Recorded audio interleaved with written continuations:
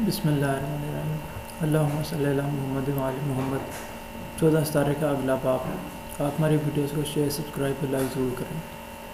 ہندوستان میں اسلام سب سے پہلے حضرت علی علیہ السلام بن ابی طالب کے ذریعے سے پہنچا۔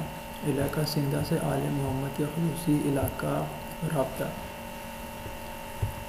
یہ ظاہر ہے کہ حضرت رسول کریم صلی اللہ علیہ وسلم کے بعد اسلام کی ساری ذمہ داری امیر المومنین حضرت علی بن ابی طالب پر تھی۔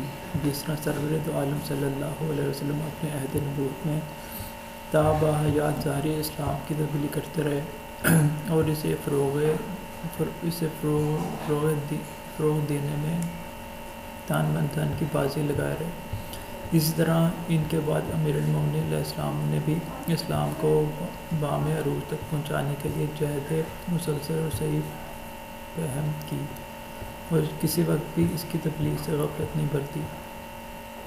یہ اور بات ہے کہ غصب اقتدار کی وجہ سے دائرہ عمل وسیع نہ ہو سکا اور حلقہ اثر محدود ہو کر رہ گیا۔ تاہم فریضہ کی ادائیگی امامت کی خاموشی فضا میں جاری رہی، یہاں تک کہ اقتدار قدموں میں آیا اور منہاج نبوت پر کام شروع ہو گیا۔ تبلیغ کے محدود حلقے وسیع ہو گئے، امامت خلافت کے دوش بدوش آگے بڑھی اور اسلام کی روشنی ممالک غیر میں پہنچنے لگی۔ ہندوستان جو کفر الحاد اور غیر اللہ کی پرستش کا مرکز اور وجاد المآبا تھا، امیر المومنین نے دیگر ممالک کے ساتھ ساتھ وہاں بھی اسلام کی روشنی پہنچانے کا عزم و حکم کر لیا اور تھوڑی سی جدوجہد کے بعد وہاں اسلام کی کرن پہنچا دی اور زمین ہند کو اسلام تابندی سے منور کر دیا۔ اسلام سندھ ہندوستان میں سب سے پہلے امیر المومنین علی بن ابی طالب کے عہد میں پہنچا۔ اس پر بہت سے واقعات شاہد ہیں۔ جج نامہ کلمی صفحہ 34 میں ہے کہ امیر المومنین علیہ السلام نے 38 ہجری میں ناظرین آوارہ کو سرحدات سندھ کی دیکھ بھال کے لیے روانہ کیا۔ یہ روانگی بظاہر اپنے مقصد کے لیے راہ ہموار کرنے کی خاطر تھی اور یہ معلوم کرنا مقصود تھا کہ ہندوستان میں کیوں کر داخلہ ممکن ہو سکتا ہے۔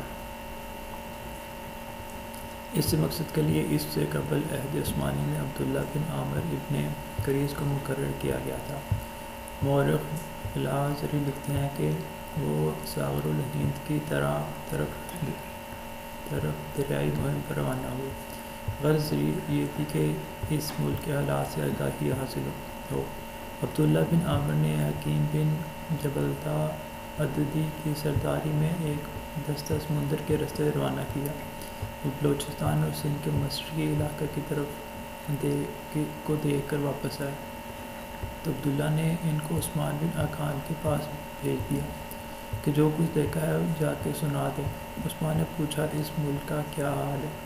کہا، میں نے اس ملک کو چل پھر کے اچھی طرح دیکھ لیا ہے۔ عثمان نے کہا، مجھ سے اس کی